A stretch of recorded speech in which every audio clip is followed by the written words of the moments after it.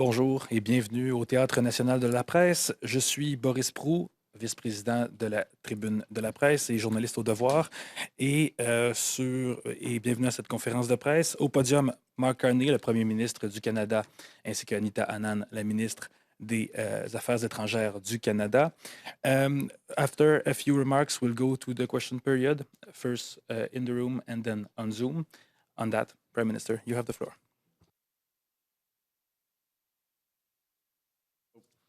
Earlier today, I convened a cabinet meeting to do two things. One, provide an update on the state of negotiations with the United States, and secondly, to discuss the situation in the Middle East. With respect to the first, the trade negotiations with the U.S., as you know, we're seeking the best deal for Canadians. We have not yet reached that deal. Negotiations will continue until we do. Minister LeBlanc and senior officials will remain in Washington in pursuit of that goal. The focus of our meeting was really the Middle East. The level of human suffering in Gaza is intolerable, and it's rapidly deteriorating. Des dizaines de milliers de Palestiniens ont été tués.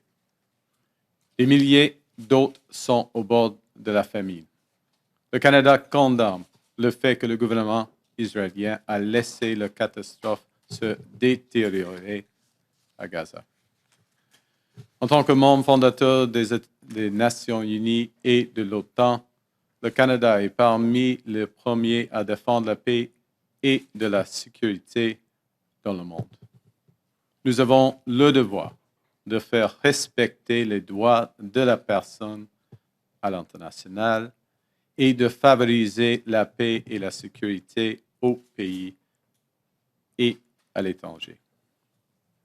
Earlier this week, the Minister of Foreign Affairs represented Canada at the UN high-level conference on a two-state solution in New York.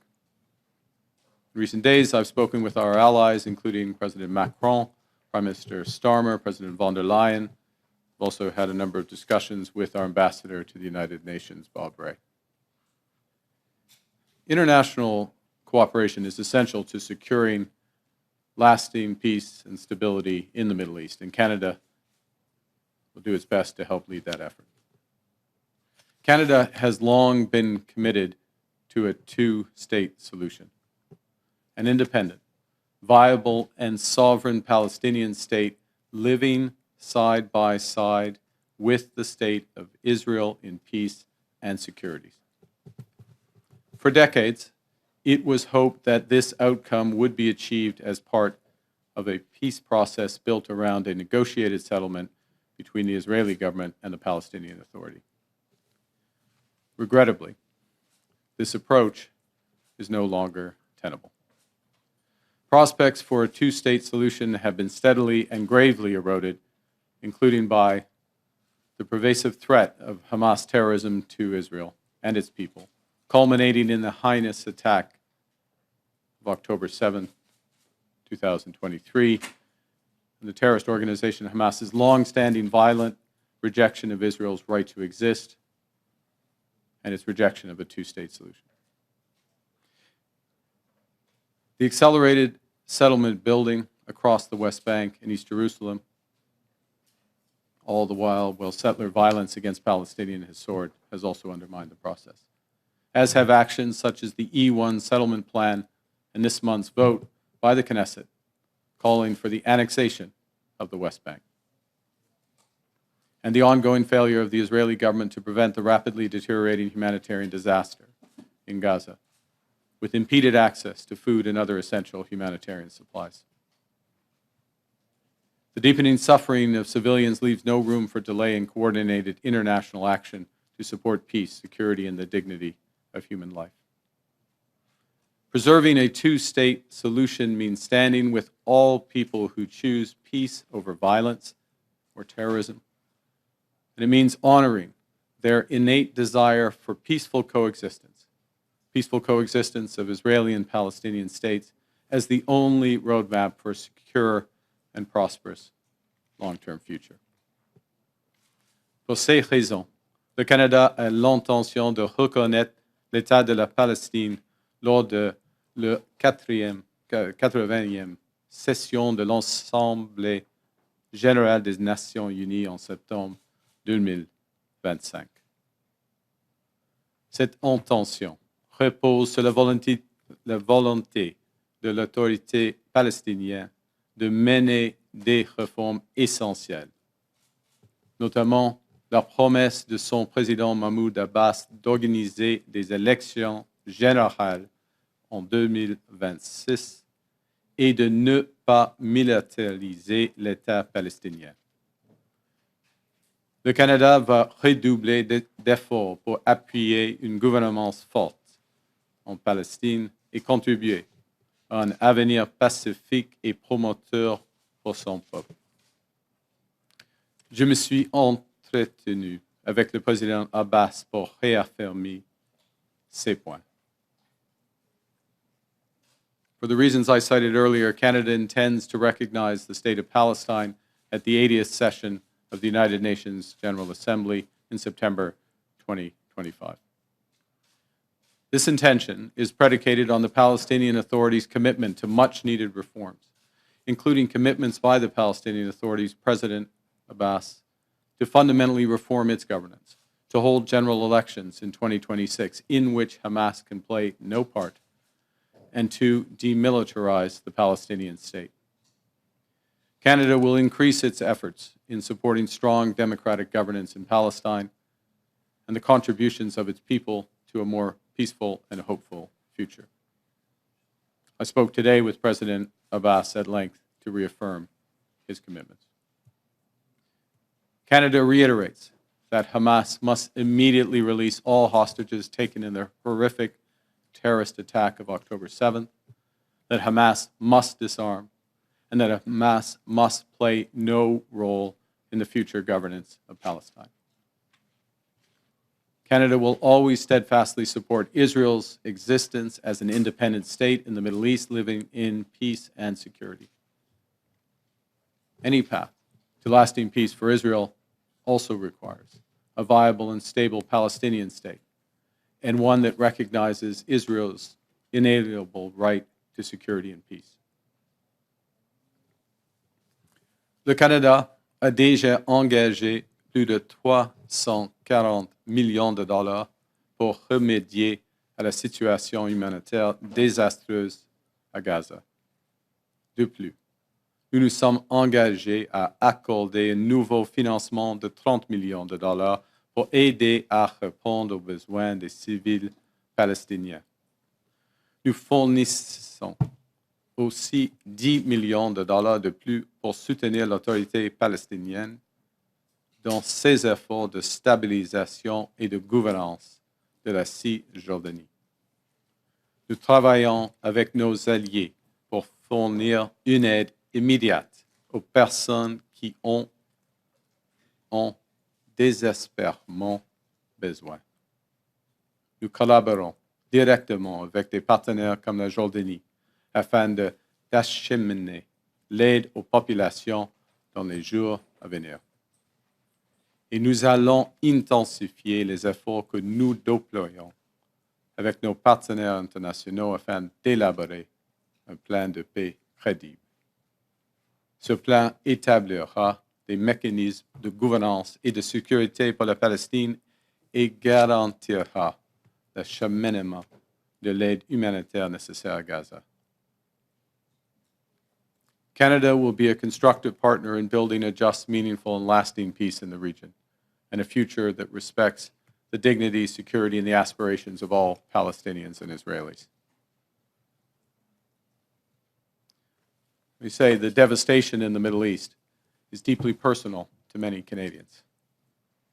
Palestinian Canadians are watching as communities across Gaza face destruction and deprivation, and as communities in the West Bank are annexed.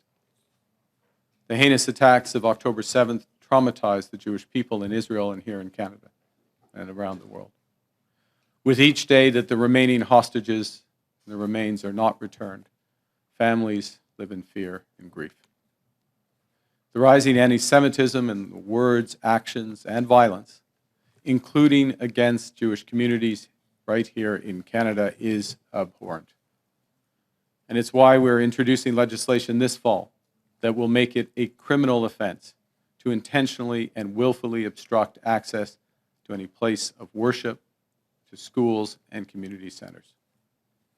We will also invest in the physical protection of vulnerable communities and places of worship. Basic security is an inalienable right of every human being. We'll defend that right for every Canadian. The two-state solution that Canada supports is built on the promise of Israelis and Palestinians living side by side in peace and security. I thank you for your attention. And the Minister and I would be happy now to take your questions. Merci. Thank you, Prime Minister. I'm told that we will have about 15 minutes of questions. Donc, on va commencer, comme le veut la tradition, par les journalistes dans la salle. Et ensuite, on va passer aux journalistes sur Zoom. Si vous êtes à distance sur la plateforme Zoom, je vous inviterai à utiliser la fonction « Lever la main » pour être reconnu ensuite. On va rester sur le principe une question et une question de suivi. S'il vous plaît, gardez vos questions les plus concises possibles pour évidemment passer le plus de journalistes possible. Just a quick note, to be mindful for interpreter friends, if you have an earpiece, just keep it away from the microphone at all time. We'll start with Paul Wells, freelance. Paul. Thanks, Boris. Good afternoon, Prime Minister. You say that the recognition of a Palestinian state is predicated on important democratic reforms. Is it conditional on quick action towards those reforms? Is there any scenario in which you arrive at the General Assembly and don't recognize Palestine? Thanks for the question, Mr. Wells. Let me say on the second part, it's an intention. So, of course, there's a scenario, possibly one that I can't imagine, so I wouldn't want to. If there were no scenario, we would proceed immediately. That's the first point. But to go more broadly, and I think this is an important area you're concentrating on, it's predicated, it relies upon the representations that have been made by the Palestinian Authority, representations that have been made now several times, both publicly spoken, in writing to me as Prime Minister, and representations that I tested, if you will, President Abbas in a lengthy and robust call today to confirm the intentions and the ability to do so. Now, part of what Minister Anand and her colleagues are doing is to provide some resources to help with some governance aspects of those. But of course, the most important elements of those representations with respect to the democratic process. Who cannot be part of that process? Hamas, who can play no role in the future state, Hamas, the demilitarization and the persistent demilitarized Palestinian state, and of course the reinforcement of the importance of living side by side in peace and security with Israel. So it's a relatively short period, last observation if I may, it's a relatively short period of time between now and the UN General Assembly, but we'll be working with the Palestinian Authority, and very importantly, not just us, but a series of our allies and regional powers, including those that the Minister was with in New York earlier this week, and I can't name them all, but of course Saudi Arabia, Qatar, Egypt, and others, who also, to broaden your question a bit, have been very clear now that Hamas can play no role, that Hamas must return all the hostages and their remains, and the Palestinian state must be demilitarized. Follow-up. Yesterday, you had announced no intention to recognize Palestine. Today, you have announced that intention. It's impossible for me not to read into that a critique of Israel's recent behavior in the region. Well, it's there are elements, and I listed them in my remarks, and they played a central factor in our decision. I think one of the core points is that Canada's had a long-standing principled stand, as you know. I won't repeat it. You're familiar with it. A belief in a two-state solution, the inalienable rights of both peoples, and the fact that peace and security could only be achieved through it. That prospect, that possibility of a two-state solution is being eroded before our eyes. The accelerated settlements, the potential partition of the West Bank, The actions in Gaza that shift large portions of the population, 80% of the population displaced. Other actions which are changing the facts on the ground in a way that removes the possibility or lessens the possibility of there being a Palestinian state. And then when that is reinforced by votes to that effect, by statements and policies to that effect of the government, yes, that has been one of the factors that has brought us to this point to try to reverse with partners. We're not under illusions about the strength of Canada, but to reverse with partners this cycle so that a two-state solution becomes viable. Lots more has to happen for it to be there. Thank you. We'll go to Stephanie Levitz, Globe and Mail. Hello, Prime Minister. Just to pick up on what you said there then, how do you see this recognition as a way to achieve that peace? Why is this a useful thing to do? It's useful in several respects in our judgment. The first is that it works with a series of partners in the region, traditional allies, but other countries that we have worked less with. Those more broadly represented in the two-state solution process that was more formally launched earlier this week. Secondly, it reaffirms and it broadens. We're part of a process that broadens the recognition of certain aspects that we have always viewed as fundamental for a Palestinian state, but others have not acknowledged. No role for Hamas, demilitarized.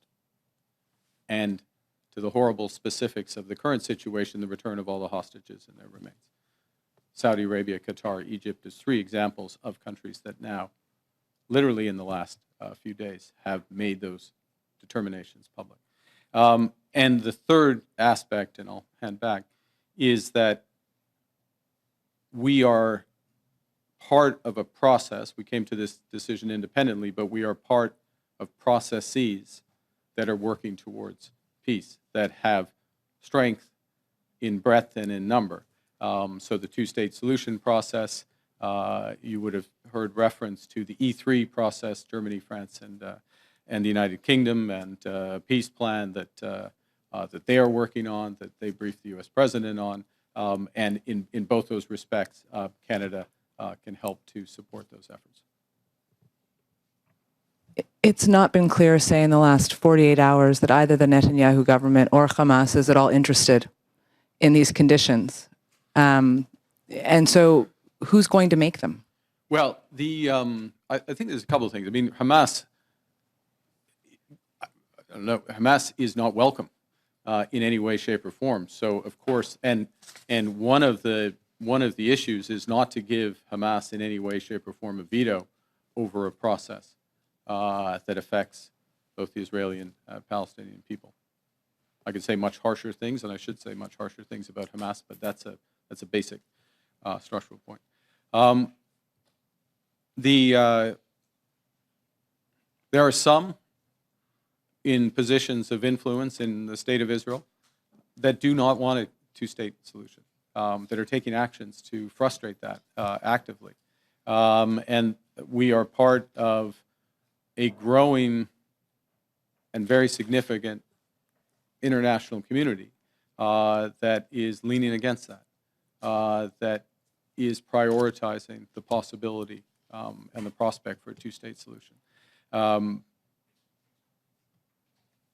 There are other measures that can be taken. For now, what we're doing is to promote a positive process towards peace. Olivier Ferrand-Boissé, TVA. Oui, bonjour. Bonjour à vous deux.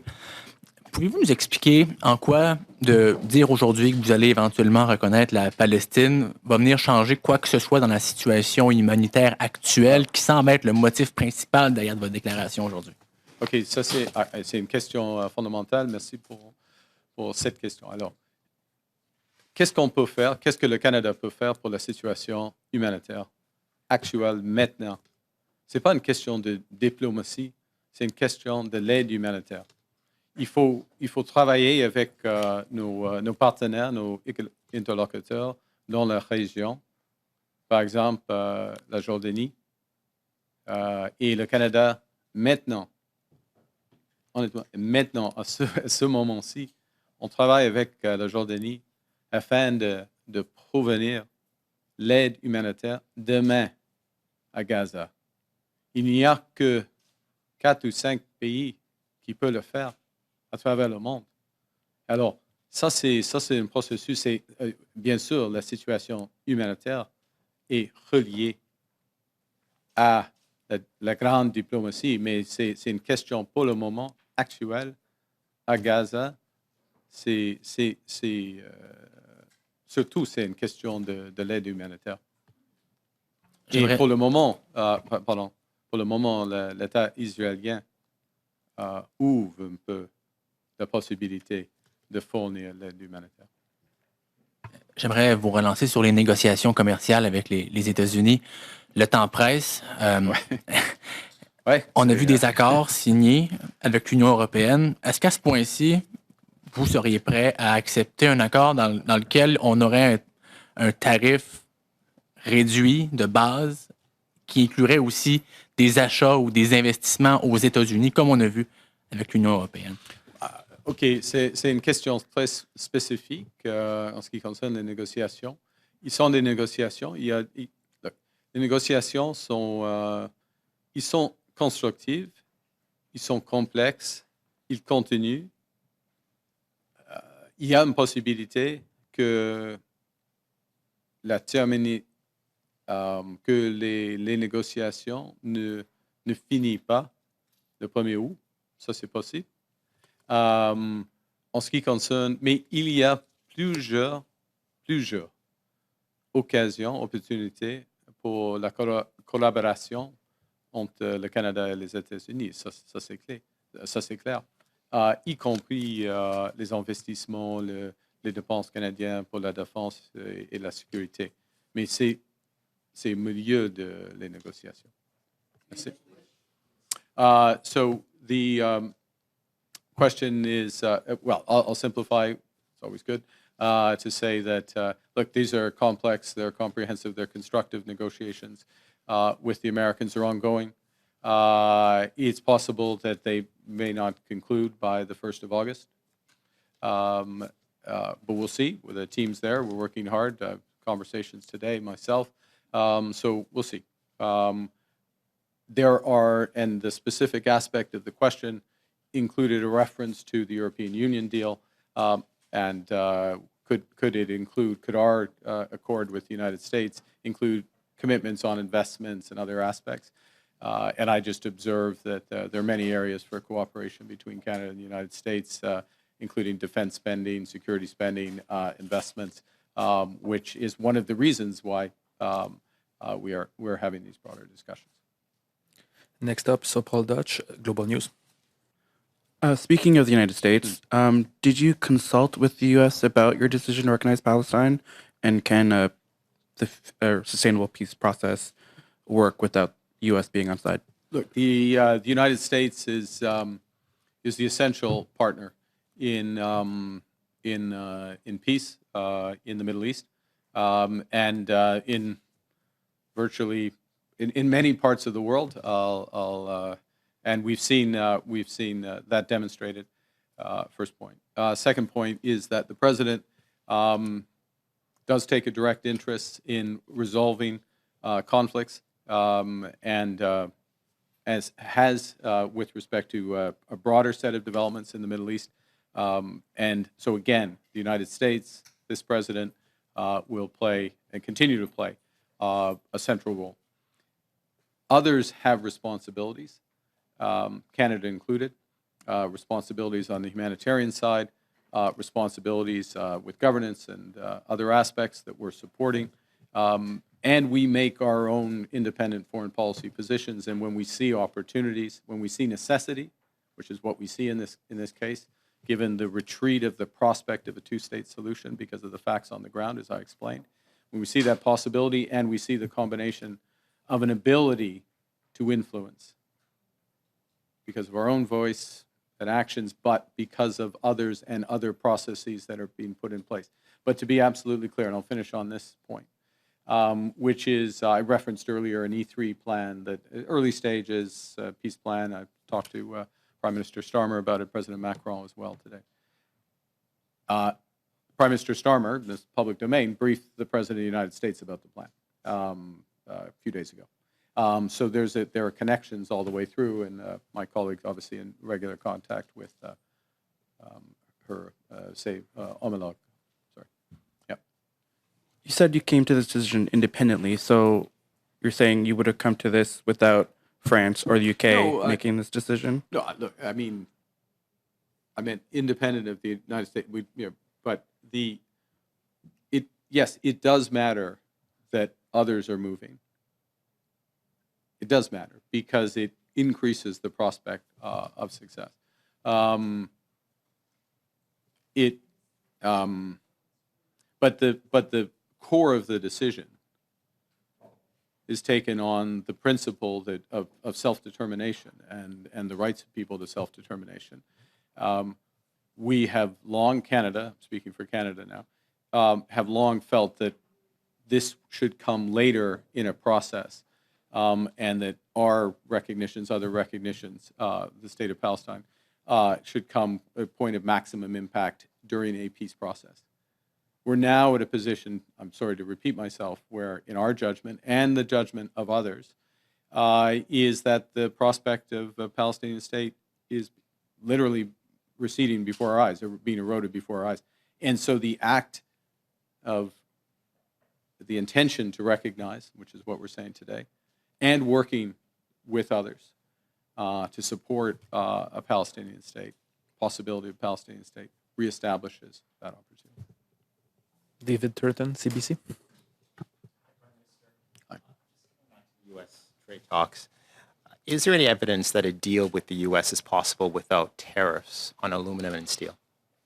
On aluminum and steel, look, I think I'd answer it this way, which is that the president has been very clear, and all the actions bear this out, and that there are certain sectors that are strategic in their judgment to the United States economy: aluminum, steel, automobiles, pharmaceuticals, semiconductors, lumber falls under 232 as well, the so-called 232 authority, and potentially one or two more.